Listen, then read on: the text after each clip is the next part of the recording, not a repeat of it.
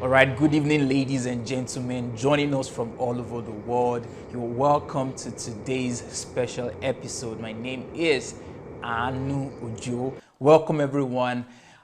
Today, we are having another guest who would be sharing his experience with us. I hope that as you join, you're going to share, invite your friends, and let's get everyone on board on today's special episode.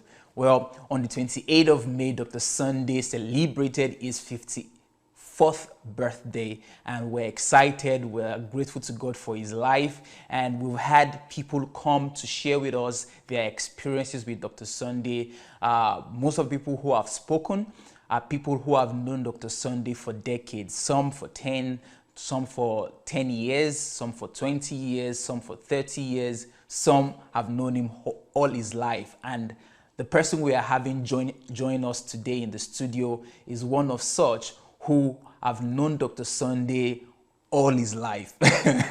He has known Dr. Sunday from childhood. So today we are having Mr. Bode Thomas Awolano, who has been a childhood friend with Dr. Sunday, and they are still very much friends till now. He's joining us all the way from Nigeria. Good day, sir. Yeah, good morning, sir. How are you doing? Well, I'm doing very well, and I'm excited to be speaking with you today. How are you doing yourself, sir? I'm doing very well. We thank God. Nigeria is treating us well, and Awesome. we appreciate God for what you guys are doing all over the world. It's giving us a lot of courage and an encouragement to keep on moving on and find a way of collaborating to turn the fortune of Nigeria around. Beautiful.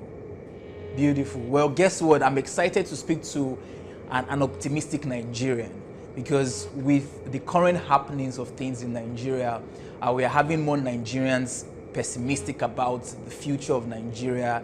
Hope is, dying. People are more cynical than ever. But it's beautiful to hear from a Nigerian, which you are, talking about the future of Nigeria and the hope that things will get better. And I think we need more Nigerians like you who, despite all odds, are still very much positive about our nation, Nigeria. What do you think about that, sir? Yes, we let me just recall maybe my experience in this regard. We actually apply to what we want to achieve with this interview.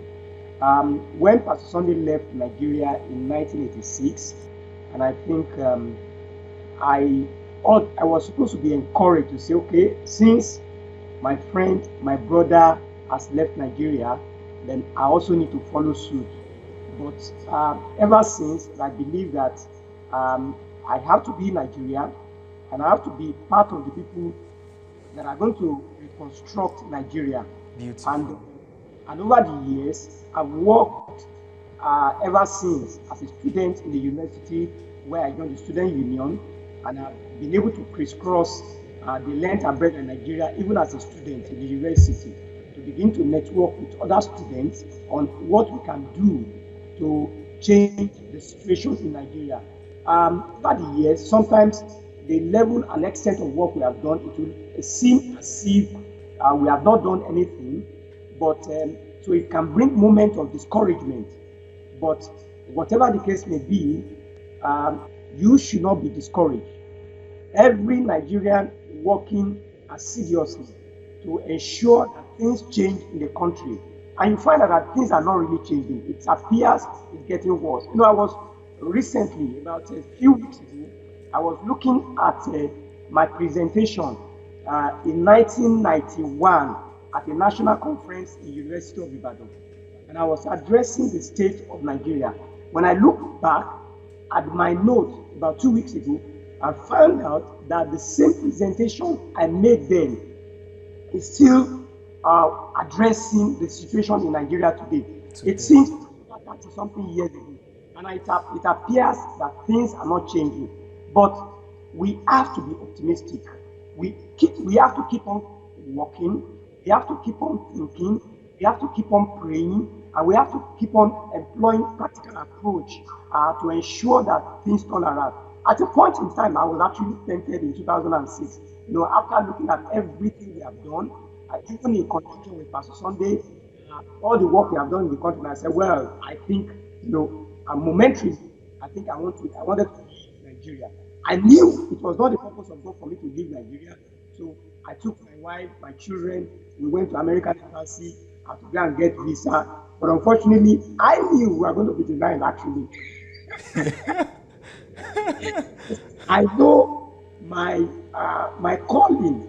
On Sunday will tell you, over the years, I try to drag him to take part in whatever is going on in Nigeria. He said, well, I don't have a calling for Nigeria. I am called to Ukraine. I am called for Europe.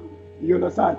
But along the line, I think God started giving him strategy because there are men and women that God have actually called to become partaker of the change that is going to take place in Nigeria. But along the line, a lot of these men of God, actually compromise along the line. They compromise along the line.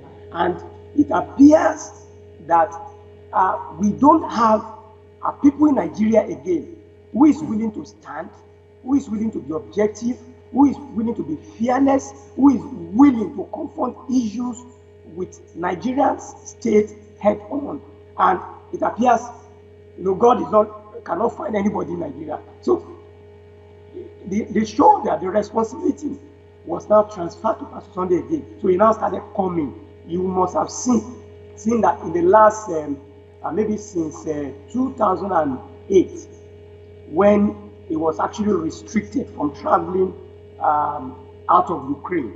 And it has given him the opportunity. And I think the calling of God was now upon him to begin to address the problems and issues of Nigeria. Now, it's been a lot of challenges along the line. There have been a lot of multiple reactions. Even for we, our family, friends, we've had a lot of attacks. We've had a lot of, unfortunate reactions. You understand? But all the same, the stand of God concerning the state of Nigeria must stand, and that's exactly what I employ every Nigerian and friends of Nigerians all over the world, that you need to embrace. You need to support. The nation of Nigeria is very strategic to the development of Africa. It's also very crucial to the development of the world. So Nigeria has the largest population of black people all over the world. Black people are renowned for strength, for vigor, for creativity. We have a lot of things to contribute to the world. If Nigeria is better, the nation of Africa is going to be greater, and the world is going to be impacted fully. So that's exactly why we cannot give up on Nigeria. We cannot give up on Nigeria. Regardless of the situation right now, we cannot give up on Nigeria. Thank you. Wow, well said, sir. Well spoken. And I want to really agree with you that like never before, we cannot give up on Nigeria. It's time for us to join forces, join heads, and put down whatever might be dividing us, but to actually be united and to be unified with our purpose, with our goals, to build the nation that we desire, and to build the nation that we all crave for. And all of the things you've said are very spot on, and I'm very opportune to speak with an informed Nigerian like you, someone who is also passionate about the progress of the nation. But we're here today to talk about your experience with Dr. Sunday as childhood friends. So I think my very first question to you would be that, would I be correct if I say you have known Dr. Sunday all your life, or you've known Dr. Sunday all his life? Which is correct, or are both correct? Well, I think both are correct.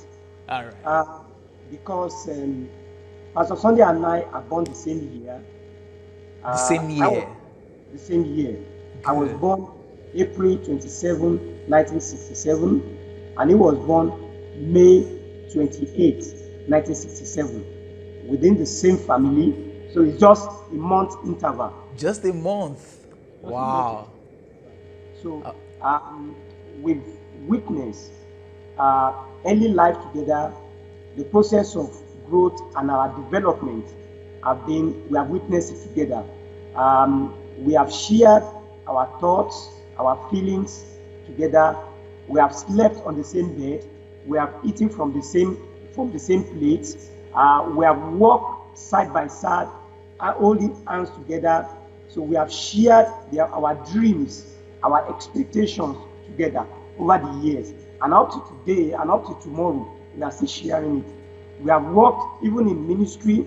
We have worked as a partner, in ministry, because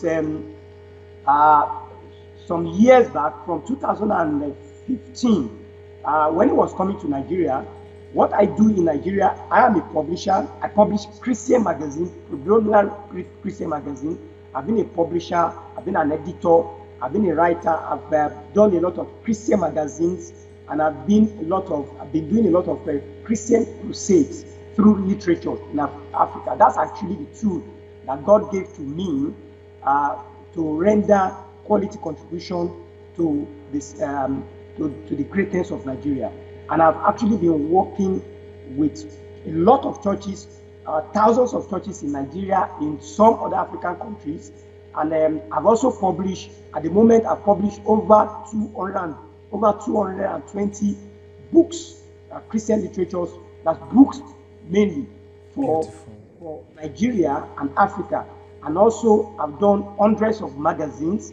I work in conjunction with churches. I've done a lot of training, especially as regards media, books publication for a lot of churches. I work together with a lot of churches. I work with in conjunction with PFN or CAN, Christian Association of Nigeria. So, and then we share the same dream, and I think God I would say I'm the most privileged person in the world as regards relationship with Pastor Sunday. I don't know why God blessed me so much to arrange it so in such a way that I will come a month before he came to this world. And I think God has a purpose for it. We are still trying to explore. I am personally still trying to explore why did God make it so. I've discovered a lot of things over the years. I've not just known Pastor Sunday physically as a brother, as a friend, as a family member. I have also known him spiritually, because I've had a lot of revelation concerning his life, concerning his mission, and then I've had that revelation. So, and there's nothing greater than the revelation given to you by God. You can relate physically based on blood, but the one that is greater is the revelation when you relate in the spirit. So, and the revelation that God gives to you, that's very crucial.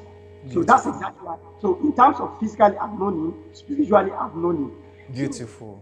Well, awesome. And I'm hoping that during the course of our conversation today, we'll be able to explore your relationship with Dr. Sunday from the terrestrial, domain, from the physical interaction to even the spiritual that you just talked about. So let's start from the physical part and narrow down into your relationship with Dr. Sunday. You talked about you being born in the same year, just a month apart.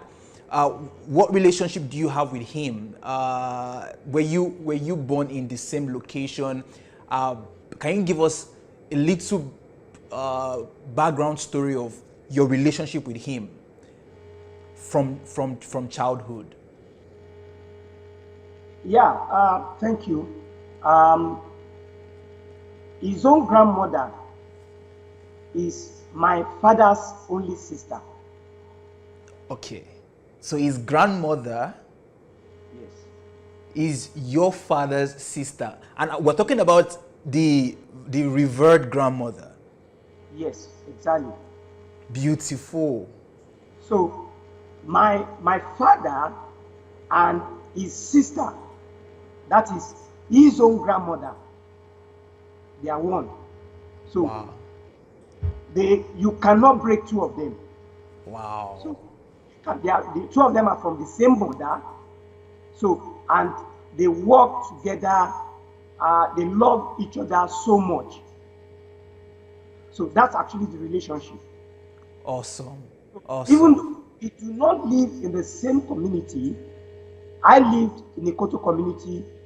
Pastor Sunday lived in a Domila community with his own grandmother, because his own grandmother married to the Adelaja.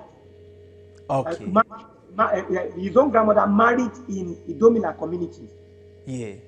You know, in Africa, you have to marry, you have to go to the family of your husband to Spouse. live, Yeah. your spouse. So that's exactly why his own grandmother left Ikoto to live in Idomina. So Pastor Sunday actually lived with his own grandmother.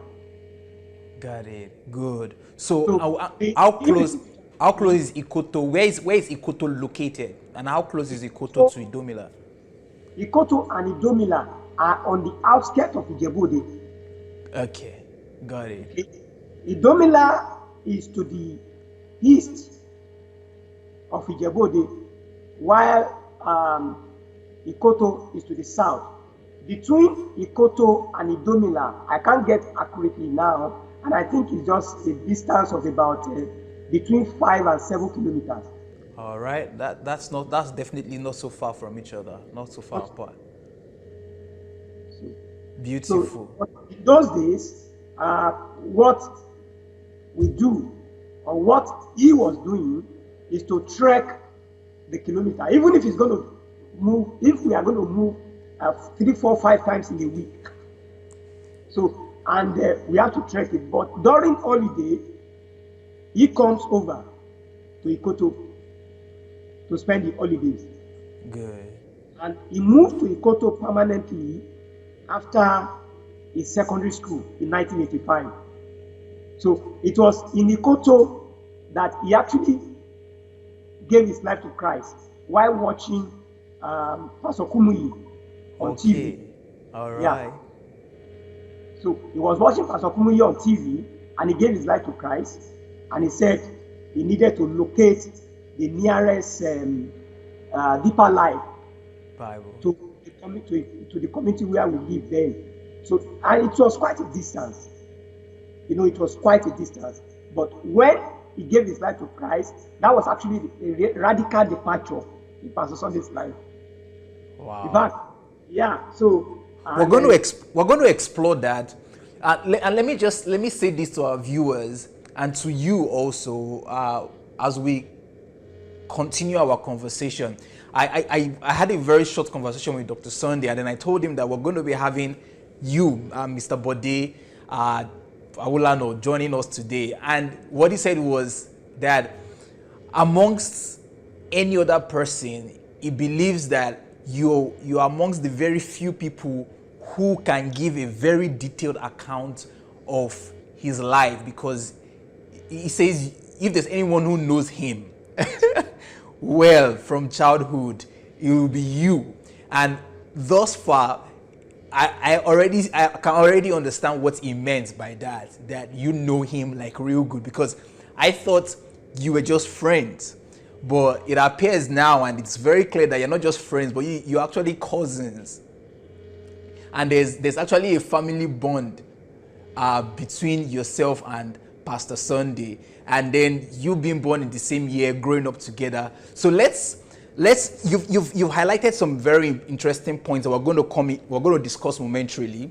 But let's go back to let's try to explore a little of your childhood growing up together.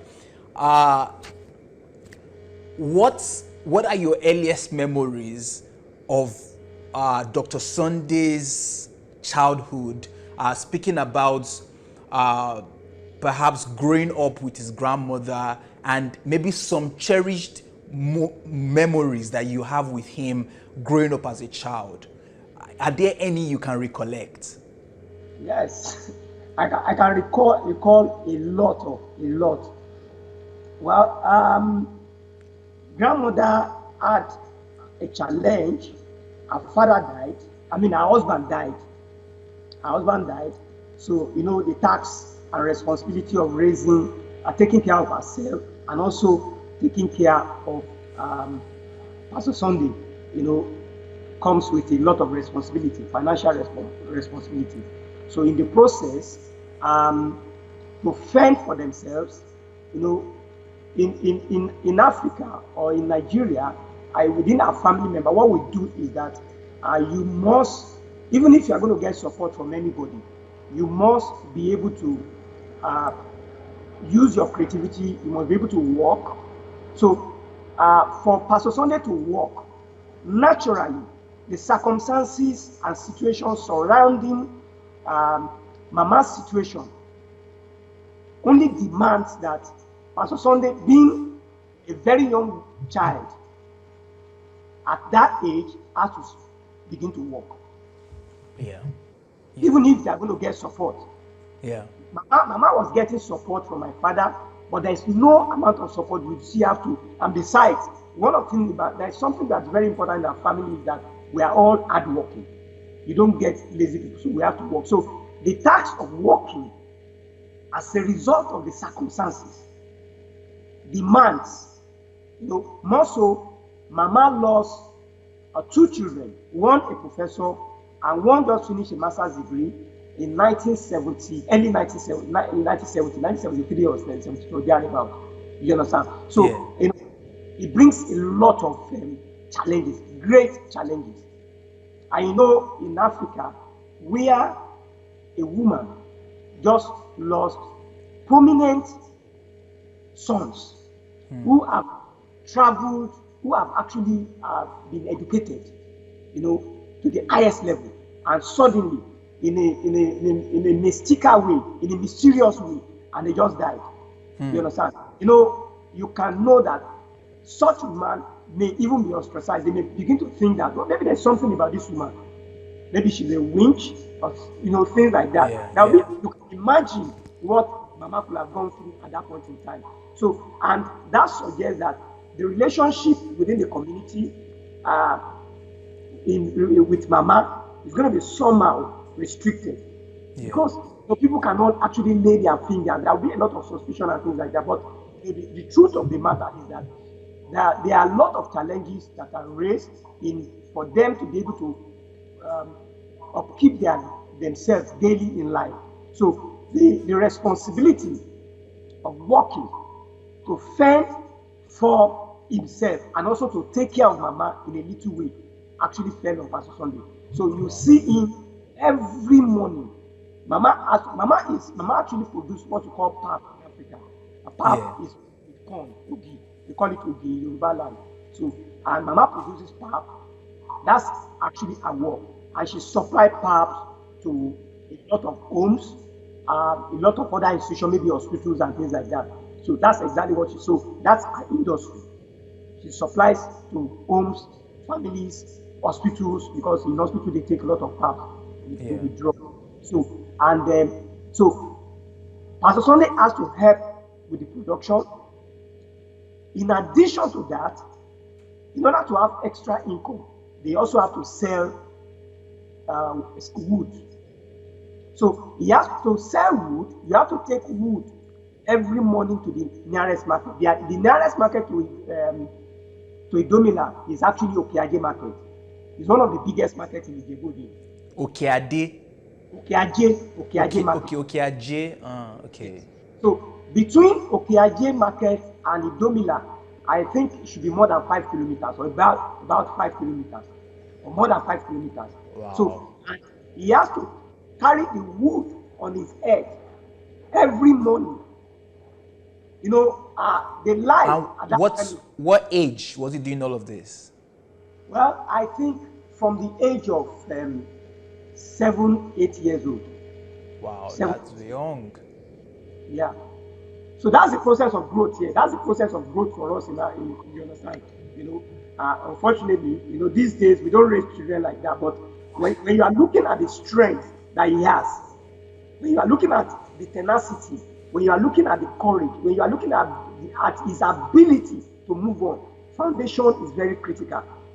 At that point in time, it may look as if it's a denial of certain privileges. It may look as it's a punishment. You understand? But the way you train your child, unfortunately, it was not deliberate. It was the training pattern was forced by the circumstances. You understand? But it's only now we can look at it as that without when we begin to look back, the death of the brothers, you understand, the death of uncles, we are now beginning to see when we look at what is unfolding years after that, God had hand in everything. It was beautifully arranged by God. God knows the situation and circumstances, surrounding all of this, because He needed to facilitate the process of growth and development for Pastor Sunday. Wow. So he was trained and he grew up under intense and rigorous home training. At that young age, he has to fend for himself. He also has to fend for Mama. And at the same time, he needs to go to school. So it's after he comes back from selling the wood, the firewood, he has to come back to prepare for school. And he has to go to school. So, you see, you can see the element of multitasking. Yeah. So, and when he comes back, he also has responsibility. When you come back from school, in the evening, you have a responsibility. That's actually the pattern of growth, the pattern of development of training, home training in Africa. But his own was more as a result of the circumstances. Wow. Amazing. What an account you just gave there, sir. It feels like you gave very good perspective as to how Dr. Sunday's background links with the Dr. Sunday that we know today. Because I'm opportune to be here to not just to read about Dr. Sunday's work ethics, but to a large extent to experience his work ethics. And to be very honest, I've not seen anything like it. Dr. Sunday's work ethics is, a very simple example. Let's say we get to work till like late midnight, maybe 1, 2, it has happened many times, 3, and then by 5, you are seeing the message from Dr. Sunday giving you some instructions or telling you about something, and by that 5, everybody's asleep and you're thinking, what is this man doing by 5?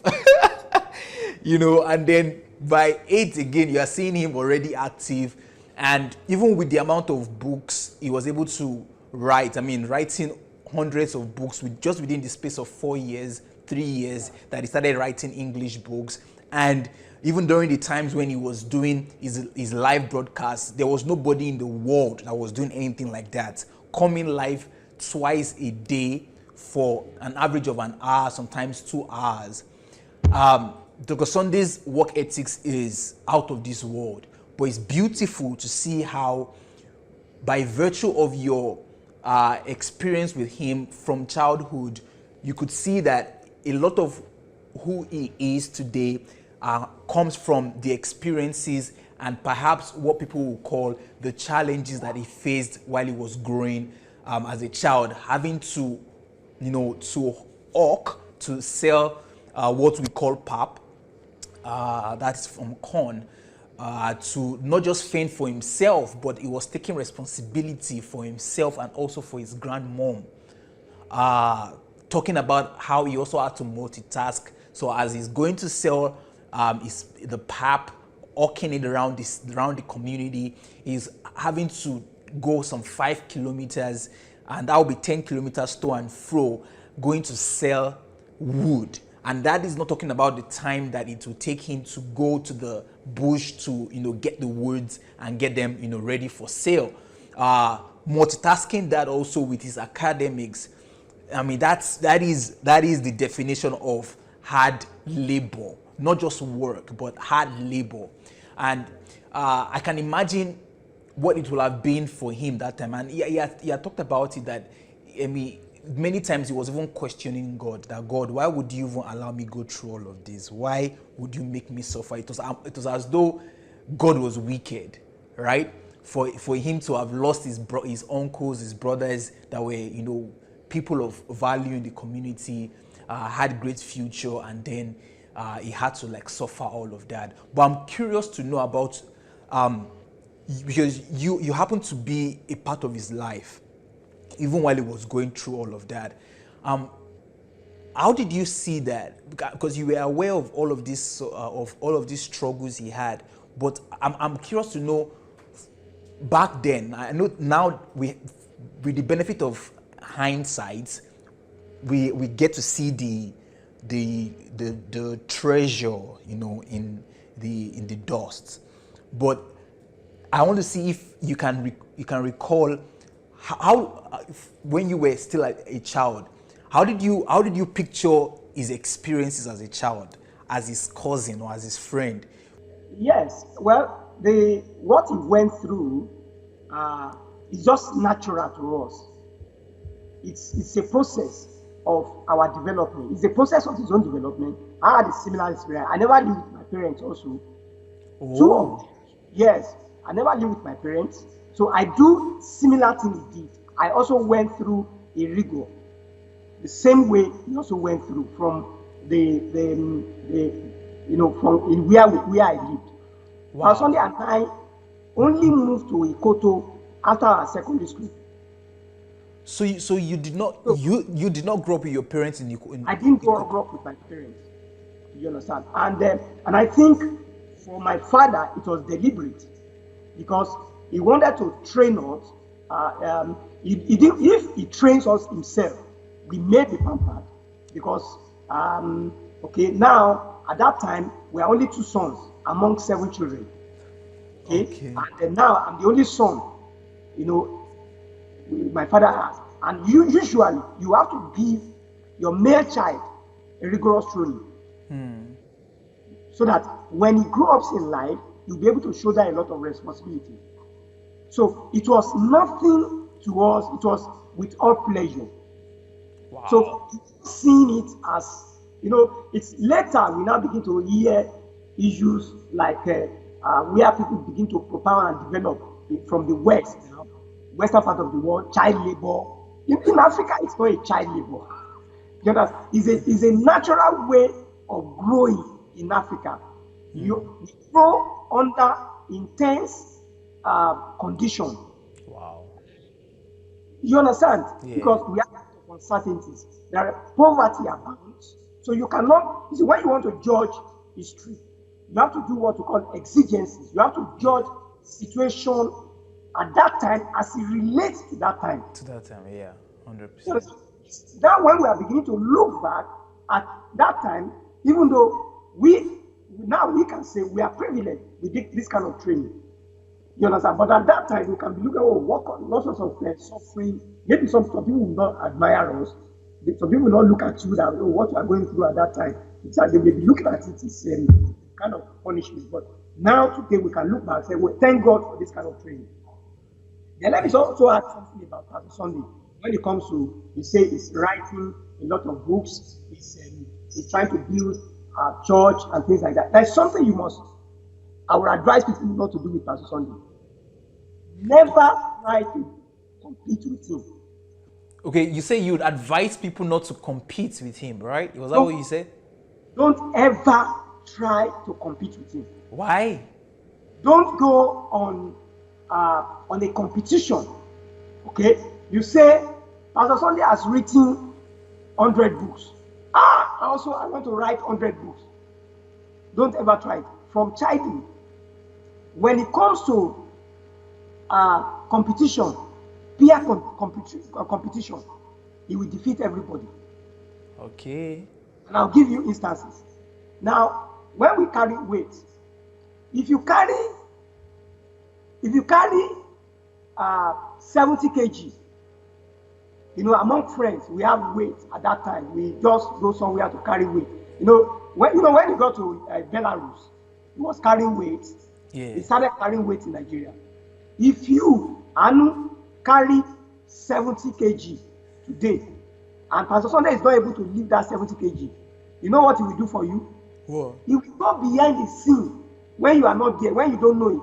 He will begin to do a lot of practice. You can do it for the next 4 or 5 days and make sure that that 70 kg you carry, you will end up carrying 100 kg. One day, he will just invite you for a challenge.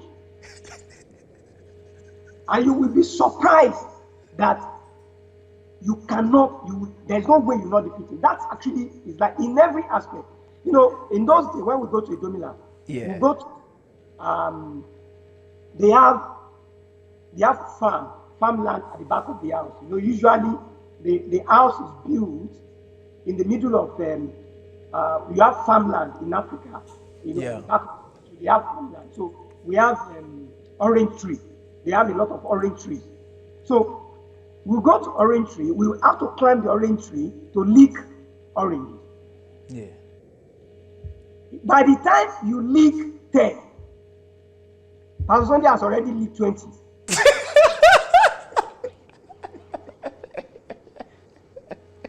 So, in every competition, there is no competition that Pastor Sunday did not defeat anybody.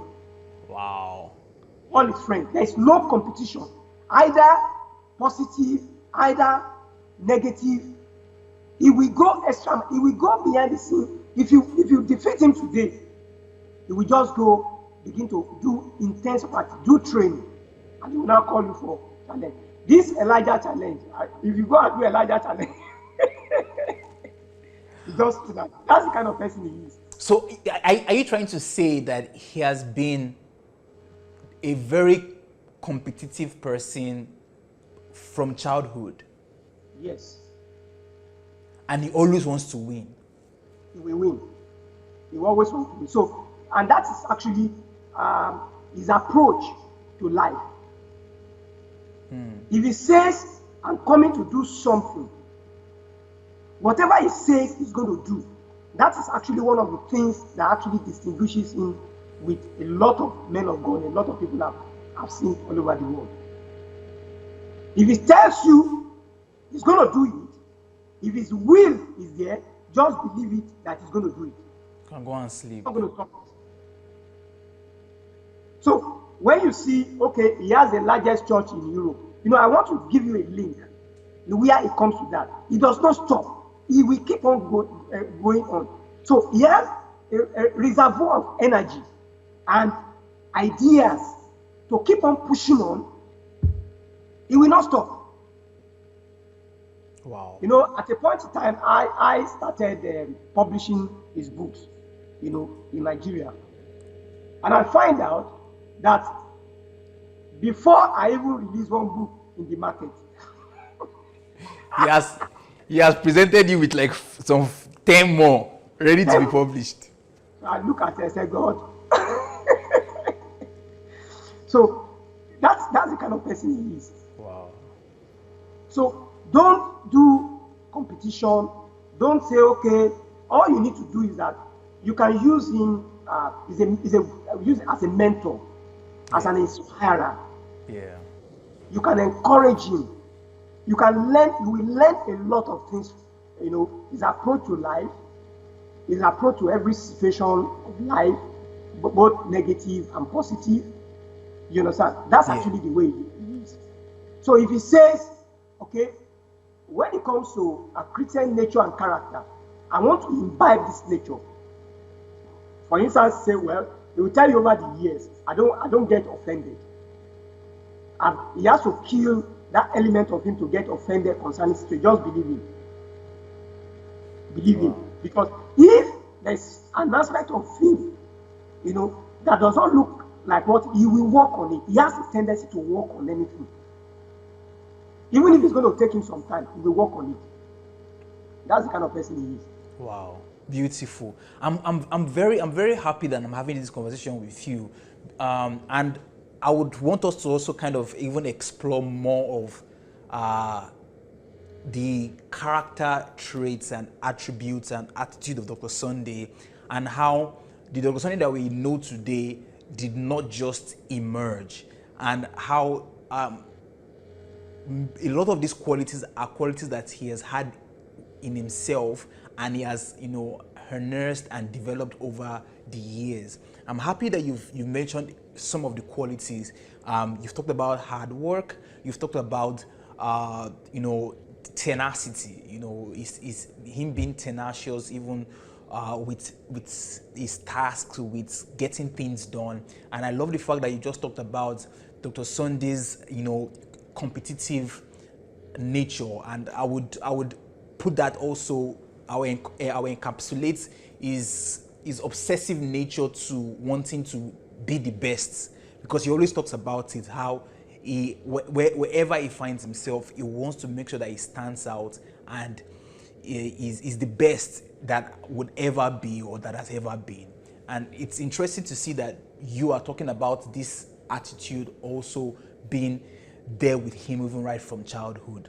Can we explore some more values that, or character, traits or tendencies that Dr. Sunday has had from childhood? And it would be nice if you could also share those values or those character traits with some stories, to kind of create a picture in our mind about Dr. Sunday. Yeah, well, I think another addition is that he doesn't give up. Yeah.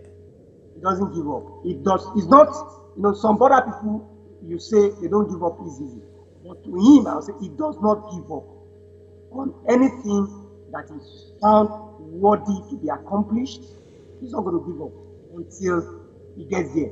He's not going to give up. Wow. Like I said, when it comes to study, if you know anything, if you do better than him in a particular area, like I said, we just come around, he will go somewhere, he will lock himself somewhere and begin to ensure that he studies more. And he will call you, yeah, that thing we discussed before. Yeah, let's come to discuss it again. We do a lot of, as friends, as family members, we do a lot of, peer pressure. You have a lot of competition, you have a lot of things to get engaged, a lot of engagement. For instance, sports, trekking. When it comes to trekking, when it comes to jogging, you jog with him or you do trek with him, you cannot defeat him. If you defeat him today, we call you back and say, now between Ikoto and Idomila, and between Idomila and Ijebode, and I told you it's quite a lot of kilometers. Yeah. You can, if we go on in a week, it's not something you can do it 10 times in a week. You can do it. He has done Ikoto and Idomila twice in a day. To and fro. You go, come back. Maybe he has to do something again. You go and come back. And this is Treco. This is with legs. With legs. It's not with legs. So he will always go. He does not give up. He will go extra mile. And when it comes to, let me just give you an experience. Okay? When he gave his life to Christ, and because of his nature, he's a very playful person. Playful, very friendly. When it comes to relationship, you see, when it comes to the evangelism tendencies, the ability to communicate to people and to be able to win them over to Christ, you can, that aspect of his life has been noticeable right from the time he was very young. Wow. If he's going to convince you about certain things, if there's anybody fail in a particular area, you will discover that Pastor Sunday is going to win. I'll give you an example. When we were younger, we used to have boyfriend, girlfriend. Yeah. You understand? Yeah. If there is a lady that people adjudge to be given a lot of boys' name, And everybody said they've tried. Hundreds of people have tried. They said, no, this person. Pastor said, oh, this person, he will go. And before you know it, you will just see Pastor Sunday holding the person's hand. He will convince the person. That's the kind of person he is. Now, before there was an incident, and I think I reminded him recently. What he does not want to see is non-compliance or non-accepting. There was an incident. They went on phone. You know, sometimes to relate with girls is actually with fun, not because at that time it was so free seriously. They want to make friendship. So personally, and one of my friends, his name is Soyi. And that's what we call Ojudioba. That was the last experience I had before he gave his life to Christ. I think about 3 months or after this incident, he gave his life to Christ. So the two of them, you know, we go to Ojudioba is a carnival. What can you say that name again? Maybe slower. Ojudioba in Ijebu-Ode. Ojudioba. Yes, in Ijebu-Ode. Okay. Yes, it's a carnival, which is being celebrated 3 days after this Muslim festival, Ileya. Okay. So you see people come all over the world for the carnival. People come all over the world. There is a lot of movement, you know, within Ijebu-Ode, and people go. It's a tourist. It attracts a lot of tourist attention. So in the process, Pastor Sunday and Soyi, that my friend, they went and they met lady. So, and Soyi proposed to one. You know, incidentally, it was just fun. They were just having their fun, you know. Yeah. And then that one was responsive, but the other one played hard to get. And those ladies, now, in order to discourage them, took them around Ijebu-Ode. You know, trek. They just started trekking and they followed. They said, today you must cooperate. You must actually respond positively to it. He didn't give up. It took them hours. They didn't leave the ladies though. It took them hours until when the ladies were tired. Said, these people, they are not going to get out of them. They now wanted to go. Initially, they didn't want to take them to their house. So they now wanted to go to their house, to return home after the long stretch. Wow. And two of them also followed them. They wanted to follow them to enter their compound. At that point, they asked, come to think of it, what is happening here? Oh yeah, what do you want to say? What do you want to say? Oh yeah, we can hear you now. You know, that's the kind of person, that's at the very young age. I'm talking about at this time, that should be, he left Nigeria 86, that should be 1986. Wow. That was 86. So So that's the kind of person. So at 86, we should be 16, 17 years old then. 16, 17, not up to 18 years old. That's the kind of, so he's not going to give up. Does not give up. He doesn't give up. That is so true. That is if he fails in a task, that's the more reason why he has to push it more. So, and that's a lot of things we need to learn from him. Never fail, never give up. He will just ensure that he wins at all the time. So you just need to be encouraged, inspired by that.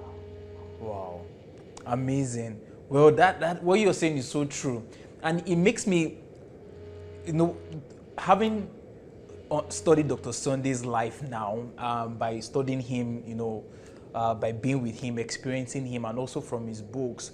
A lot of the things you're talking about are things that he has documented actually in some of his books, about hard work, diligence, you know. There's a book he wrote about who wins in life, how to be a winner. Many books, you know, urgently become a workaholic. And Dr. Sunday talked about how he developed these qualities in himself.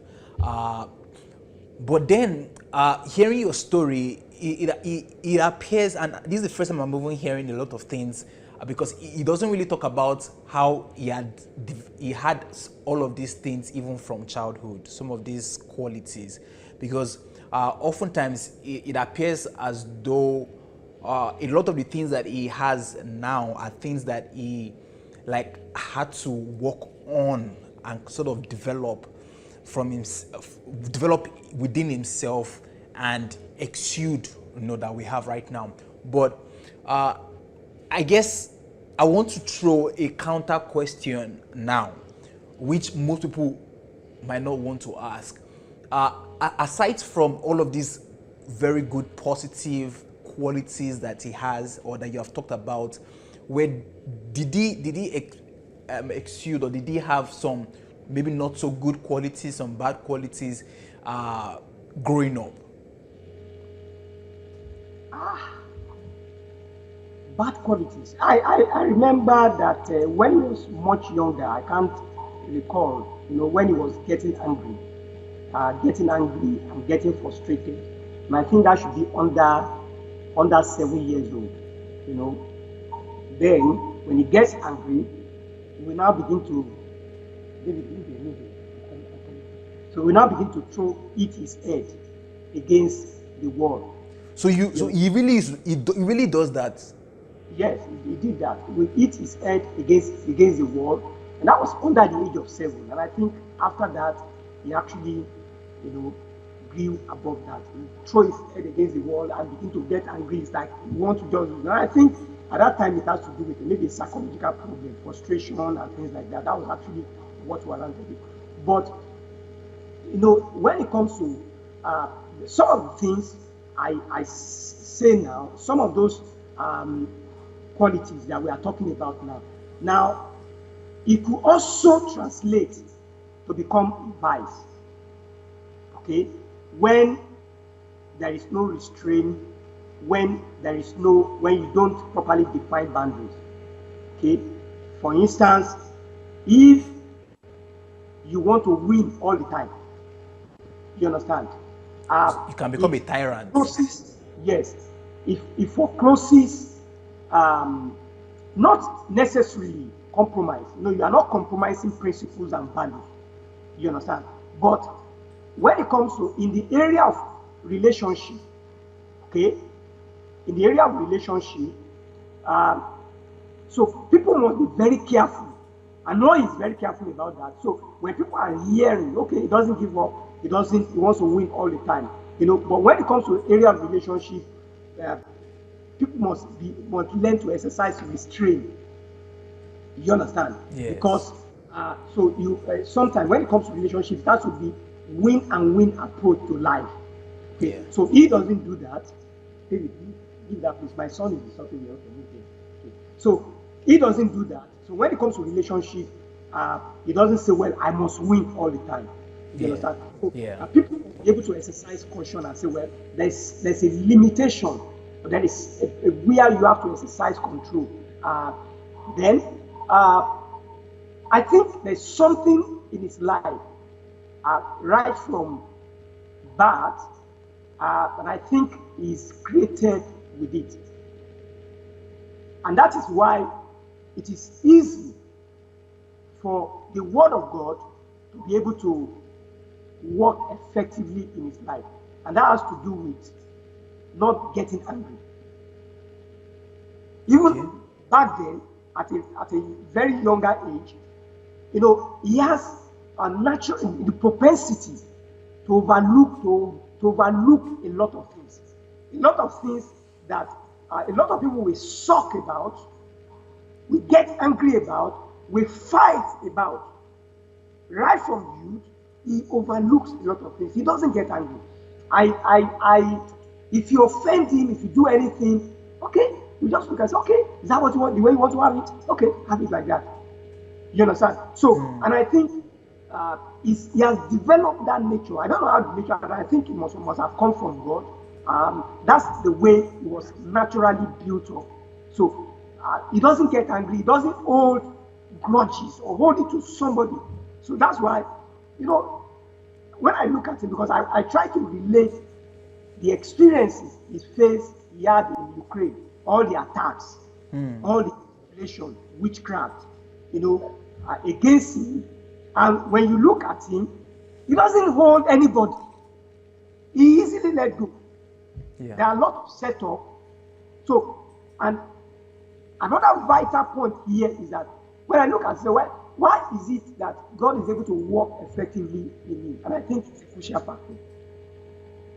If you can easily forgive, you can easily let go, he doesn't hold grudges against anybody. You understand? That's even when you are attacking him intensely. When people want to, take life out of him, we still look at this. And I come to think that is actually the nature of God. That's the nature of Christ. And that's why I keep on saying that he wants to have the nature and character of Christ at all points in time. So when he's saying it, when he's preaching it, that's actually the way it has been all over here. I'll give you one example. When he gave his life to Christ, the expectation of a lot of our friends is that no, it can't be possible. Oh no, it's going to change. No, it's going to change. Pastor Sunday give his life. In fact, anybody in the world, in fact, the person you don't even expect to give his life to Christ is Pastor Sunday. Why? Why? Yeah. So when you say, so I have two questions to just follow that up. Why was it that people said the last person to give his life or her life to Jesus Christ will be Pastor Sunday? Why did they say that? And when you talked about when people saying it's going to change, what was it going to change from? Yeah. So those two questions, follow-up questions. Usually, he gave his life to Christ when in Nigeria it is not a common thing now, like you see now. You understand? Yeah. At that time, the people who are actually preaching salvation are the Scripture Union. Okay. All of us were going to Anglican churches, and it was more or less like a taboo. It is something unexpected. It is something that is rare for people in Anglican church and born, bred, and buttered in Anglican church to say they want to give their life to Christ. In fact, if you talk about giving your life to Christ in a church, even on the pulpit, we are preaching. I'm talking about in the 80s, preaching about giving your life to Christ. Those are not messages of Orthodox churches. Now, Orthodox churches are preaching it, okay, either by revelation or by the circumstances. But at that time, so the expectation is that we had fun. We had a lot of fun. We go to parties. Well, I can't recall whether he drank. I don't think he was drinking, or did he even experience drinking? I do not think he experienced smoking. I can't recall. I know some of our friends who actually experienced, who took alcohol, but I can't really call. I can't recall. But when it comes to parties, we go to parties. We have lineups of parties from Friday night to Sunday. So we go to, especially after our secondary school, so we have free flow. And for giving your life to Christ means you are no going party. to be denied. You understand? You are going to be denied of all these aspects of life, okay, where you have fun. So, and that's why some of our colleagues then think that, because they think that, it's not going to be possible for them. You understand? How are they going to live? How are they going to manage? Because you never think that there's an alternative life to that life you are living. So they are expecting, and when they even heard that, he's not going to pray. Going to Ukraine. When you go to white man's land, you understand? So that's actually the reason.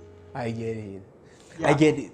Mr. Bode, I'm going to just jump in right here to talk about something that Dr. Sunday he makes reference to the salvation experience and what born again meant to the Christians in the 80s and what born again means now. And he talks about the huge disparity in what Christianity is now as compared to what it was those years. And I think what you are saying gives credence to what he talks about, because he says born again at that time it was clear that, that this person was born again, because you could see it in their way of life. You could see you could know this is a Christian. And I think those days they had the label SU, and I think the label SU did not just denote the scriptural union, but it actually was a defining difference between this person is actually a born again Christian in words, in character, and in deeds, from every other person who, despite the fact that they were going to church, because of course being born and raised in an Anglican church automatically puts you in the Christian circle, but there was a huge difference.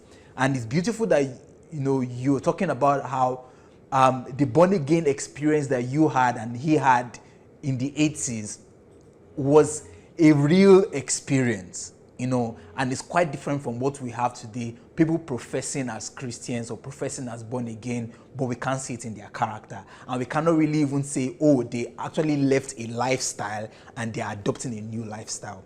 I don't know what you can make of what I just talked about. Yes. I think it's correct, but I also need to sound a note of caution. Okay? It's correct in the sense that at that time, doctrine was very pure. Doctrine, we had purity of doctrine. So when it comes to salvation, okay, the teaching on salvation was very, very, very pure. Okay, but today, being born again is a cliche. Yeah, it is a cliche. A cliche. So it's people don't even know what it means. They just they think it's a fashion. They think it's something that is in town now. So everybody just begin to take it. So then now scriptures has actually been compromised. Now we have incursion into the church. We have intrusion into the church from the world has actually penetrated the church.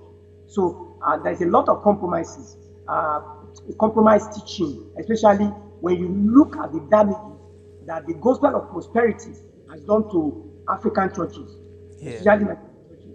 So the church today is an enterprise. So values are compromised. That's right. Okay? At that time, people, when they are sincere, they are sincere. So when they are teaching, they are sincere. But that time, what I say is a caution. The caution here is that time also had its own challenges. And I'll take the challenges. And I will use as a Sunday experience with me to illustrate this. I remember when he located, after giving his life to Christ as a result of teaching of Pastor Kumuyi, he located Deeper Life Church in Ijebode. And he was trekking to Ijebode. I followed him not once, on a few occasions. Okay. Now, they had a purity of doctrine, but they also brought in legalism. Yeah. So I remember that why I was discouraged at that time, why I pulled back, was because of the legalism. For instance, there is a particular way you must talk. There is a particular way you must walk. So at that Deeper Life Church, at that time, the pastor walks in a particular way. You have humbly, gentle, you don't understand. And every church member has to walk the same way. And I look at what's this about? Almost like zombies. Yeah, there is zombies. That's exactly the way it is. So you cannot question anything. You cannot even peruse. You can't question. You have to do exactly. So they brought in a lot of that. There's a particular way you must dress. There's a particular way you must make your hair. The way you must look. So it's always so. Every generation has its own challenges. Yeah, sure. So these are some of the challenges at that time. Now things have changed a lot more in that particular area. We are now beginning to look. We don't consider the appearances and all those, the way you must walk and things like that. But there are a lot of challenges. Yeah. And that's the gospel of prosperity, which was actually brought about by poverty mentality. The tendency for you to have a self-survivor. So there are a lot of compromises. Yeah. Beautiful, beautiful. Well, thanks for putting that also into perspective, and I think I agree with you on that, because there was a time that what we're doing right now would have been termed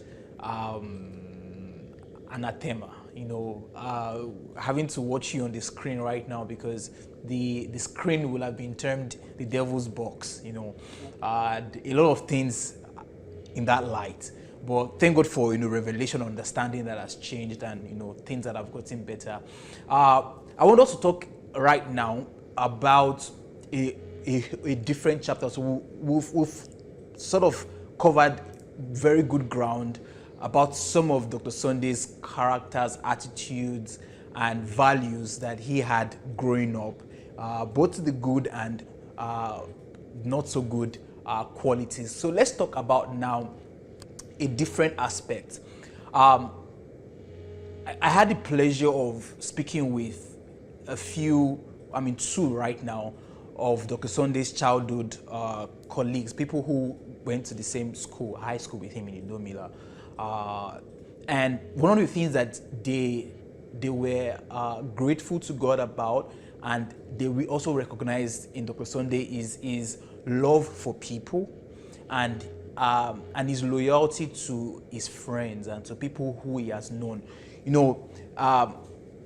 Most people, or some people, when they attain a level of success in life, or they get to certain positions in life, and there's a tendency to leave the people that you grew up with, people who were with you from day one, because of the change of status. But something about Pastor Sunday is that not just what I noticed, but what even was said on the account of two witnesses, that Dr. Sunday is someone who maintains communication.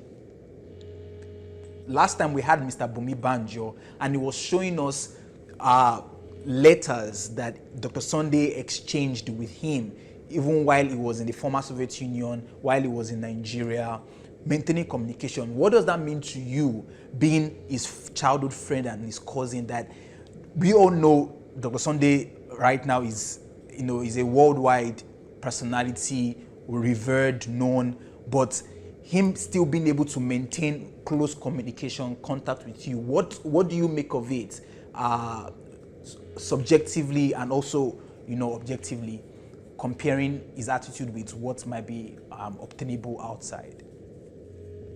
Yes, I think that is very accurate. And I think we have to be grateful to God that Sunday is someone who relates very effectively and open lines of communication with people, regardless of the stage in life in which he finds himself. He has related with the kings and the queens, and at the same time, he still does not go the childhood friend, those who are not at the same level, at the same stage with him. And over the years, there's something I will let you know, which, initially, a lot of people have questioned me.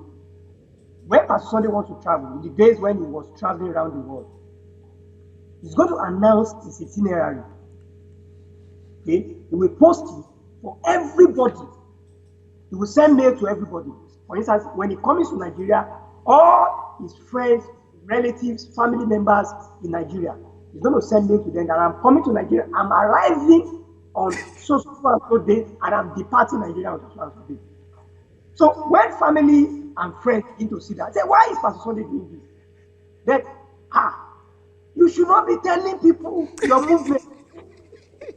You understand? So, and I think, just for you to know his perspective, so what he does is that the reason he's doing it, that he put it at the public image, so that wherever he finds himself, people who want to get across to him can come across to him. See him. This is what he does. Anywhere he finds it, you have to study it. When he travels, if he's going to be in Abuja, he will always leave one day. No matter how his schedule, how tight his schedule is, he's going to leave one day for him to meet with family, with friends. One day, he will leave one day. You can arrange that day that anybody that wants to see me, I'm going to be in Sheraton Hotel on so and so date. Come and on that day, you see a lot of people come on that day. So that's actually what it does. So he will not say, and maybe it's as a result of background, but not just the background. And I think the life of Christ in him has actually contributed to that. And that's the life, I would say, you need to live what you preach. There's a need for us to live what we preach. So we need to live what we preach. What you preach. And I must give credit to Pastor Sunday when it comes to that regard. We have given his contact. We don't hide Pastor Sunday's email address or contact from anybody. He announces it on. I mean, I wouldn't help him to announce it. To everybody. We give it to anybody. I know I'm related with a lot of men of God. I know to even meet or to write, to get information to some men of God are very, very challenging. But to Pastor Sunday, the only thing we don't give, which he does not do, is that he doesn't carry phone. People will be asking, I want his telephone number. I said, he doesn't carry phone. If you carry phone, if I give you a telephone number, when you call, the person that will pick up the call will be an Ukrainian, and they will be speaking Ukrainian language. Before you know it, you can't waste your phone. He does not carry. But if you have his email address, write him. Wait for maximum 2 weeks, he will respond. Yeah. And before you know it, and they will say, that's true, he has responded though. I said, that is it. And he responds himself. Yes, he responds himself. Not assistant. Yes, that's very cool. Not assistant, he responds himself. So, and we have a lot of so it's so easy. So sometimes I wonder how he manages this. You understand? Because you have a lot of people all over the world who have their problems and challenges, and everybody, usually you have talked to some people in Nigeria, like they don't have solution to your problem, and you now say, well, who can? You need solution, which is, so, but that's actually the kind of person he is. Beautiful, yeah, and that's something that is that I think it stands him out from the rest, and it's a quality that also comes with a lot of what's the right word to use? With a lot of challenges, because Dr. Sunday is very accessible. Just like you rightly said, anybody can shoot him an email and get a response from him. Anybody can write him and then they get access to him, and he spends his time talking to them, and even access to Ukraine.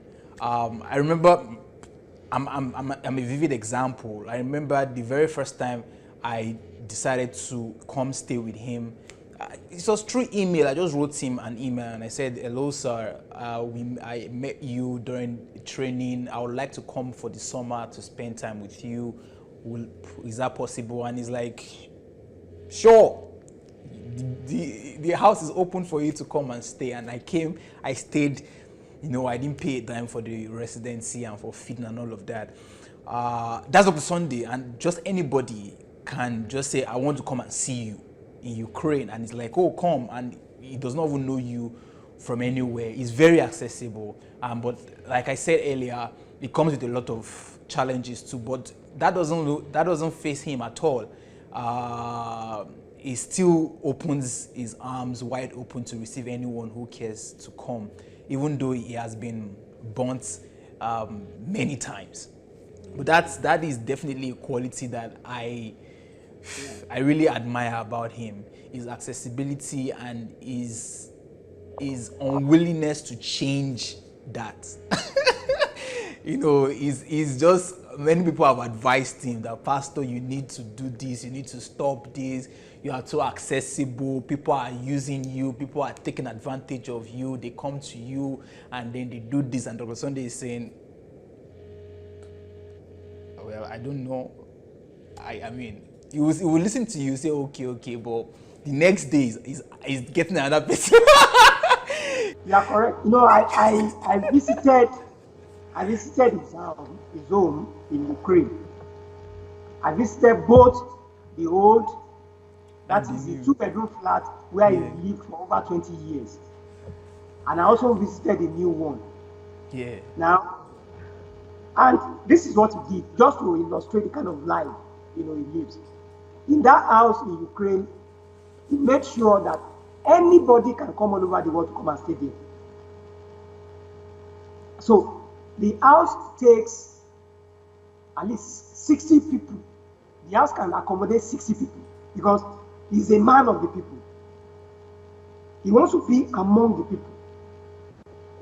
There was something we did for him in Nigeria. We've been pressurizing him, have a property in Nigeria, have a house in Nigeria, family, friends. How do you come to Nigeria? There's no, you don't, as I'm telling you today, Pastor does not have a plot of land in Nigeria. He does not have one plot of land. He does not have a plot of land in Nigeria. So he came, he said, okay. So that was a 2007 or 2007 or 2000, around 2007. So some American missionaries visited him in Ukraine. So they now saw the house he was living, just two-bedroom flat, 2 rooms, sitting room.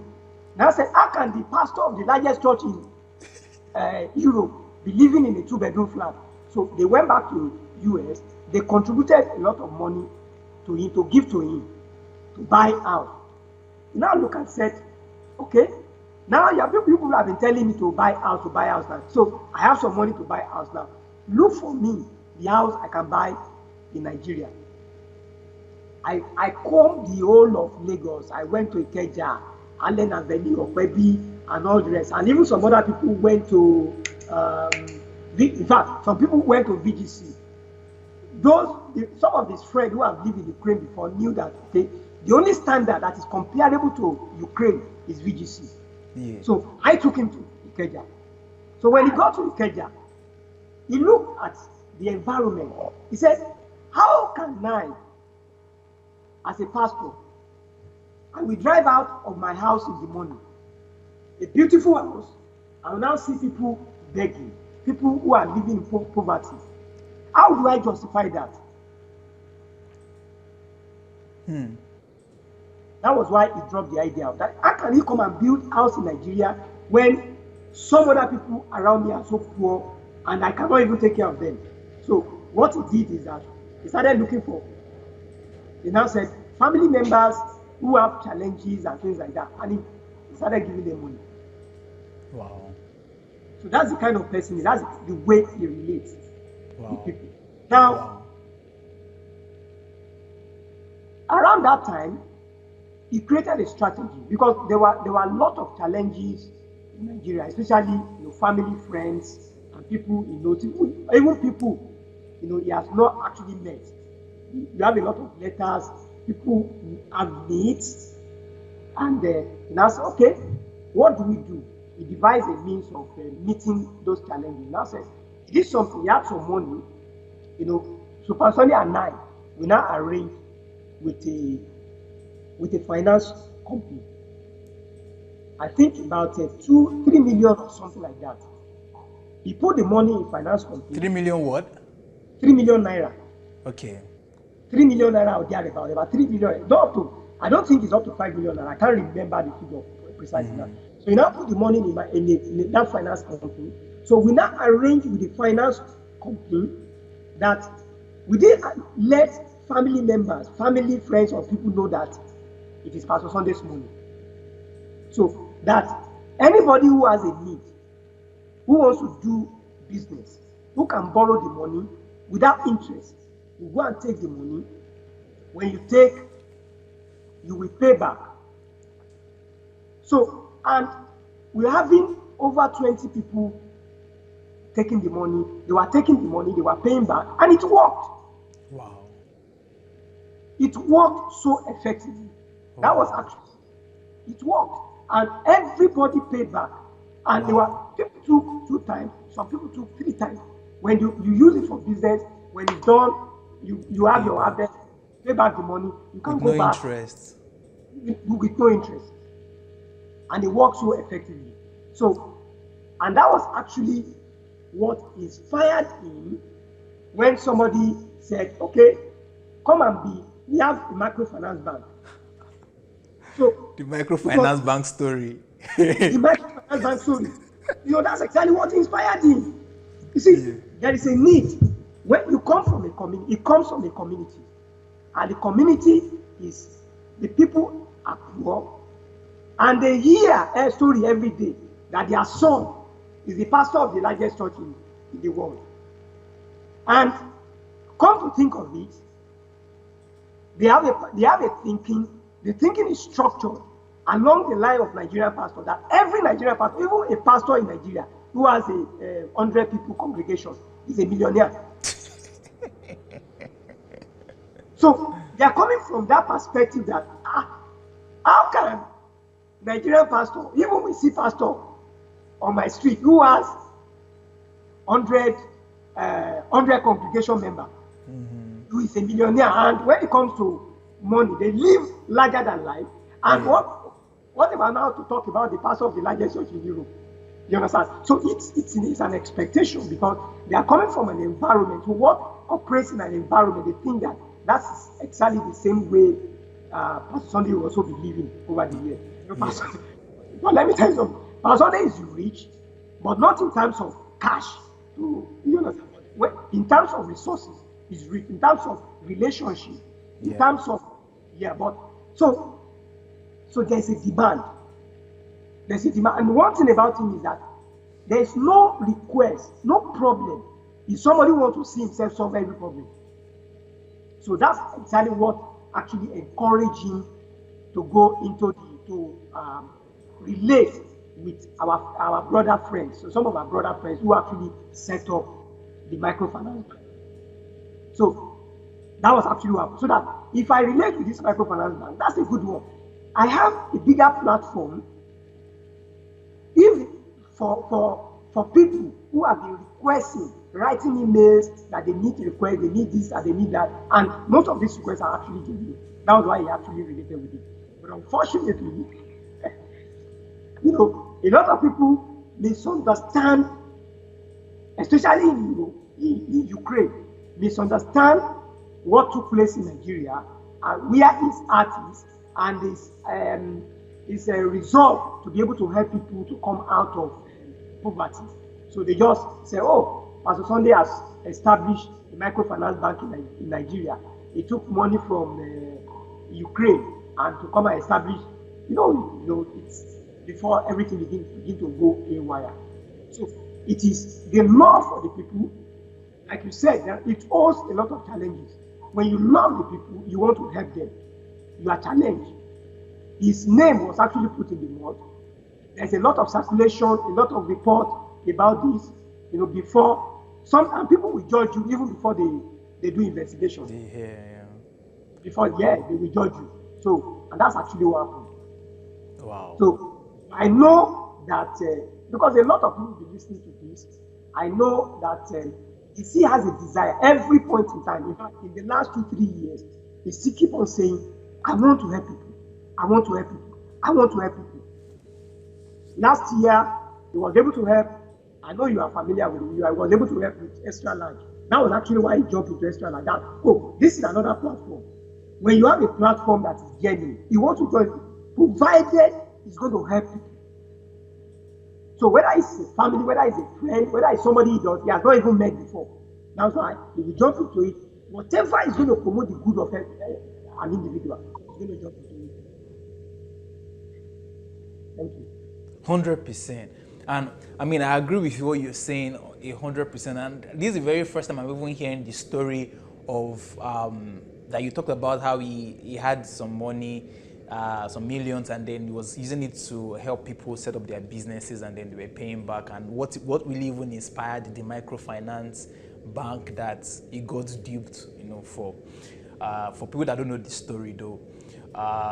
So he set up the microfinance bank, and what he talked about, maybe you should confirm that. So this microfinance bank he set up, he said after he set it up and invested some millions of dollars there, they did him the Nigerian thing, and then that went into the drain. Was that was Yes. that was that what happened? Yes, this is actually what happened. What happened is that from that experience, yes, from the experience we had while trying to help people, okay, some of our friends proposed a microfinance bank in Nigeria, Yeah. which can uh, render such service at a larger scale Yeah. to him.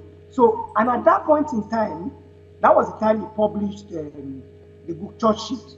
Yeah. And the first check he got from a Charisma in US.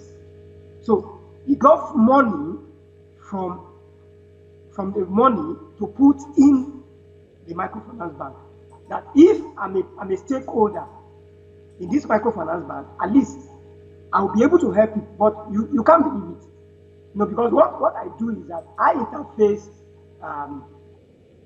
between him and some, especially family members or some other friends who actually want to take advantage of such opportunity. But I must tell you, the microfinance bank never gave out 10 kobo to anybody from Pastor Sunday. They never gave out 10 kobo. In fact, some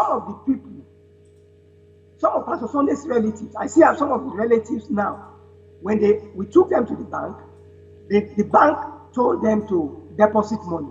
Some of them have money that are lost in the bank up to today. Pastor Sunday's family members, I have money. I have a sister, one of my sisters is just telling me two weeks ago. He came to my house 2 weeks ago, and he was telling me that he still has 30,000 naira in the microfinance bank. She was told, usually you make deposit, then you apply for loan. She made a deposit of 80,000 naira, and no money was given to it. So there's no relative or friend or anybody from Pastor Sunday that collected loan from the bank before it collapsed. So what happened? Well, I think there were a lot of mismanagement and business ventures that the bank engaged in is not well predicted. They make some wrong moves, and at the end of the day, and at that point in time, the economy of Nigeria, experienced a downturn, and it affected the bank. And at the end of the day, the bank actually collapsed. Went bankrupt. So, yes, it went bankrupt. In fact, there are a lot of things we cannot even still not fully get from the bank, because ever since Pastor Sunday has not been in Nigeria. So the bank went underground. The bank is collapsed. A lot of people lost money there. I have friends, I have people, even I have somebody who has 3.5 million naira invested in the bank. The bank collapsed. It's also one of our friends. A lot of people had money in the bank. The bank collapsed. Wow. Yeah, because and there's a reason why to our viewers who are watching, I might be wondering, why are you talking about microfinance bank and all of that? There's a reason behind it, because Dr. Sunday for the past 5 years, 5 years, has been talking about wanting to come to Nigeria, and his plans and his not just desirable, strategic plans to bring about, change and civilization development in Nigeria. And one common trend of backlash that he always gets from the people on social media is that they always tell him, you're always talking. The only thing you know how to do is just to talk or post on Facebook or on YouTube. But come to Nigeria, or what are you doing in Nigeria? What have you done? Some people even insult him that you've not even done anything, even in your Idomila. Yeah, because I know I've had people actually even make reference to that even your Idomila you always talk about, you've not even done anything to them. So you are just a noisemaker, that kind of thing. I mean, I know those are, very simple people, to say the least of them. But Dr. Sunday has attempted to even do things and not just do things. This microfinance bank that you're talking about, he has said the story before of how much he invested in wanting to make this happen to help people in Nigeria. But and he talked about the lack of values, and he always talks about the thing that needs to change in Nigeria is not just the leadership but the values, and having to work with people who are not even value based, and that also kind of affected some of the things he has been trying to do in Nigeria. So and so he says that many of the things he wants to do in Nigeria, he would rather be patient to either be on ground, all right, to monitor those things, so that people don't just take it and waste or just destroy the things that he's trying to do in Nigeria. So I said all of that to say that he has made attempts, and thank God you're testifying to that, in the past, to wanting to do things in Nigeria. And he's still even daily making attempts. You made a reference to extra large farms. People might not know what extra large farms is, but extra large farms is a business organization in Nigeria. It's actually an agricultural business organization that is geared towards helping people by just little registration fee. You can start, can begin to get some organic food, and then it could just help you also to get yourself financially. And sir, I know, at least I know, and I have an idea of how much Dr. Sunday spends with the extra large, and he's running into millions of naira, and he spent this money not just on people that he knew, but people who, I know very well, because I'm with him, I'm working with him. He will just tell me, I know where these people send so amount of money, let's help them. They want to get registered in extra large farms, they want to get help, all of that. And even till now, he's constantly helping people in Nigeria. Although it doesn't necessarily come out to blow his trumpet, which is not necessary. But I'm happy that this conversation is happening, and for anyone who cares to listen, that Dr. Sunday is not just talking, that he wants to change Nigeria. And I think even what the things he has done so far, they are very little compared to what he has in plan for Nigeria, for Nigerians. So for people who are always saying, stop talking, just keep your mouth shut and come home, let's see what you are doing. If you exercise a little bit of patience, you would see, And Dr. Sunday always says that I just pray that you'll be alive. Just pray that you'll be alive to see what will happen when we come to Nigeria. You're about to say something, sir. Yes. Let me just say, I think the story of Pastor Sunday's help in Nigeria over the years has actually not been told. You understand? I just gave one now. For instance, you don't even know, you have probably not heard about the microfinance bank. Personally, his money, the money he put in microfinance bank, his own personal money, was 50 million naira. Wow. And the reason he put the money there is not for him, it's just for him to be able to help a lot of people. And the money was not to the benefit of one person, but the money went down the drain. So, in other words, what I want to say here is that he has felt Nigeria, the way Nigerian operates, he has seen the way Nigerian operates, he has also been partaker of it. He has experienced it. True. So, that's number one. Number two, there was also an organization that was set up some years back. That should be on his 40th birthday. The church asked him for his birthday, and they set up a Rachel Adelaja Foundation. I don't know if you have heard about that. Yes, I've heard about it, yes. Yeah. At that time, the church in Ukraine contributed some things. Those who have free will gift and offering and things like that. It was a platform that was meant to help people in Africa. So that he has a lot of friends over the world who actually want to make donation and things like that. And I think we had consignment of some gift items, about 2 or 3 consignment that came from, I remember we had books, we had a lot of clothes, teaching materials that were actually distributed in Nigeria to a lot of homes, and there was also money that was given to a lot of homes motherless SOS centers, motherless babies home, and all those centers. And I think there was a particular psychiatric hospital that we also supported at that point in time. And I also remember a lot of people who do not have clothes, feeding, and I also know that he also gave a lot of scholarship, gave a lot of scholarship to a lot of people on that platform. Now, I also remember that there was also another charity organization in Canada that wanted to donate some other items. He wanted to use any other person who wants to give him. Why he set it up is that people want to give Pastor Sunday a particular thing, but he said, well, instead of giving me things, I don't need most of those things you want to do. But I have people in Nigeria who need all these things. So that was why I set up the platform to be able to help those people. But along the line, the Nigerian factor also kept in. I remember the consignment from Canada, we never got it. Because when it comes to documentation and things like that, everything involved, it has to, at the end of the day, the consignment was given to another charity organization in Zimbabwe. Now, that is that.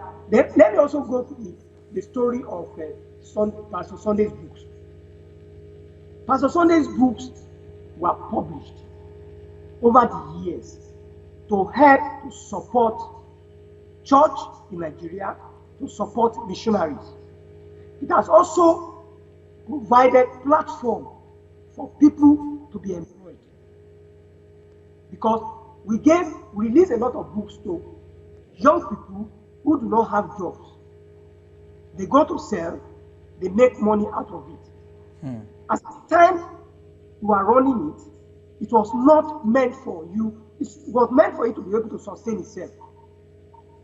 You understand? It was meant to be able to sustain itself, not for profit making.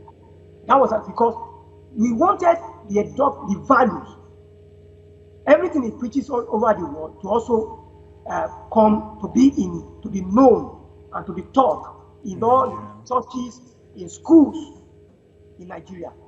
And to a great extent, we actually moved to every geographical zone in the country. So it was not meant, that was their idea. The idea when it was set up was not for profit making, but it should be able to sustain itself. So when you see the selling there, we were not actually charging so high in order for people to make it. We wanted it it was meant for mission, to be able to raise Nigerian church from the doldrums of religion. That was actually our primary goal, our primary objectives at that time. And to a larger extent, he did all that because it was also meant for capacity development. Those stories have not been told. And those are some of the ones I know, but he's not somebody who will say he does one thing and begin to. He will not even tell you that he has done this, he has done that, except maybe some other people who actually recall their testimony. That's true. You're very spot on, sir. And I like the way you said it, that the stories have not been told. And well said. Perfectly put. And I'm happy that you were able to at least say a little of what he has said. I'm going to come back to you, sir, for your final words before we wrap up this conversation. I'm sure we can go even longer. But let me speak to our viewers who have been with us, paying their attention. Thank you very much for staying tuned with us.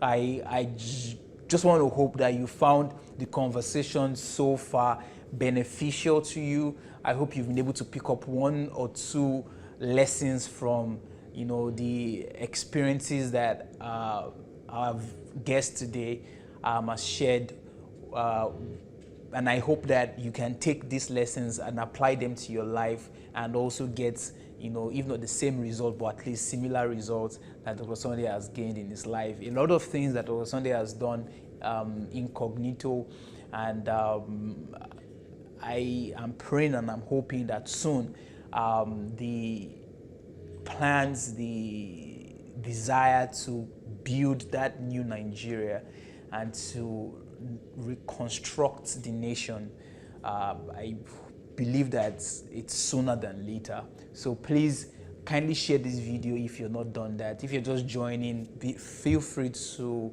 leave your comments on on our comments section and join the conversation as we welcome once again our guest for today, Mr. Bode, to share his final words to Dr. Sunday, to the viewers, and then we can, call it a day. Over to you, sir.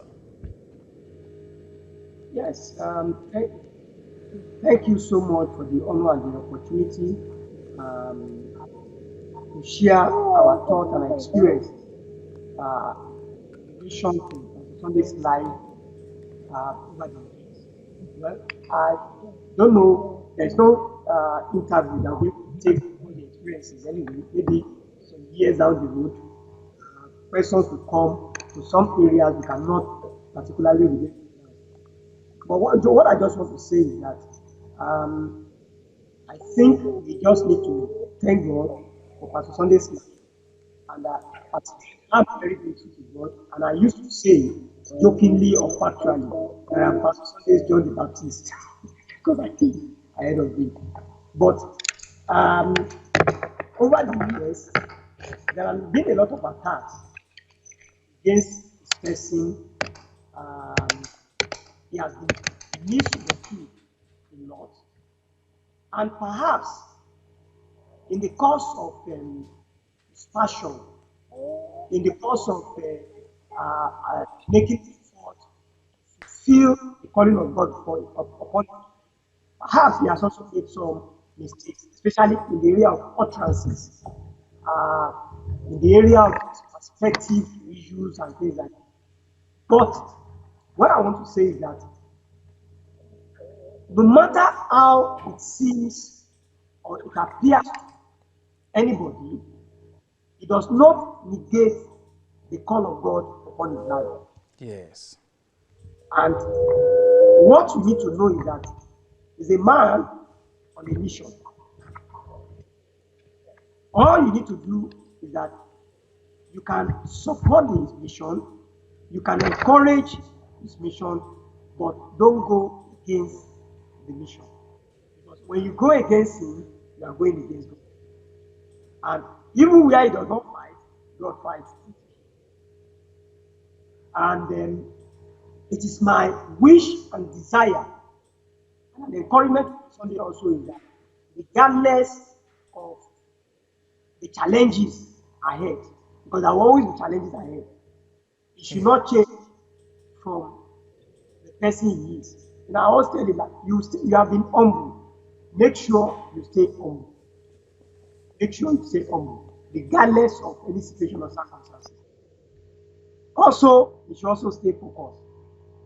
He needs to stay focused, regardless of any situation or circumstances. And then I also need to thank and appreciate Pastor Bosse. She's been very tremendous. I must say that a lot of people admire her all over the world.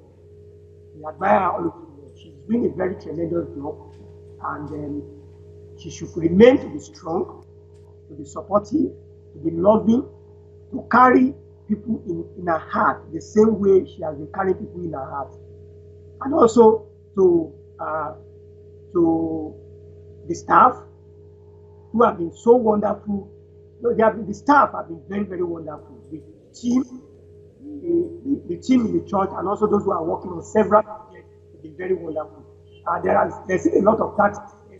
We need to keep on looking at what God wants to achieve. We have role and responsibility to change our world, to change Nigeria. There's nowhere to run to. If you run, Nigeria is not going to. We just have to do it. It may take years. We may fail several times in the process of doing it, but we just have to continue to ensure that Nigeria turn around in our lifetime. We want to see Nigeria change in our lifetime. Yeah. So that must be the utmost desire of everybody. So all hands must be on deck to ensure that we give whatever we have, however little it may be, contribution or support to ensure that Nigeria turns around. Thank you so much for the opportunity. I appreciate you. And thank you so much, Dr. Alonso. Keep on the good work. You guys are doing great work. May the Lord continue to keep you and expand your post in Jesus' name. Amen. Amen. Amen. Thank you very much, sir. It's definitely a honor to be interviewing you today and to have you share your experiences with us. And I'm happy that you ended on the Nigerian note. We kicked off on the Nigerian note and we are ending on the Nigerian note, where that really talks about where our heart is, and our heart is really with Nigeria. My heart, your heart, Dr. Sunday's heart, and a lot of us who are in this DSA family, we believe in Nigeria, and we know that we are ready to join forces. Just like you said, all hands must be on deck, to really fix that nation, and I know that we will do that. So that we don't have another option. We will fix that nation because the onus is on us. So thank you very much for giving your account today. I'm hoping that maybe sometime in the future we'll have you again to continue this conversation, because I know that we just, rubbed the tip of the surface of the conversation, and I'm hoping that maybe some other time in the future we'll continue from where we stopped, and we'll talk about even more things that would be beneficial to our viewers and our listeners. So thank you very much, Mr. Bode. Our love to your family. I saw your son there coming to say hello to us. So please send our love and regards to the family, to your wife, and to everybody. Thank you for being with us. And to our dearly esteemed viewers, thank you for joining us today. It's definitely a privilege to be on your screens, and we wish you a wonderful evening. Take good care of yourselves, and it will be bye for now. God bless and be safe.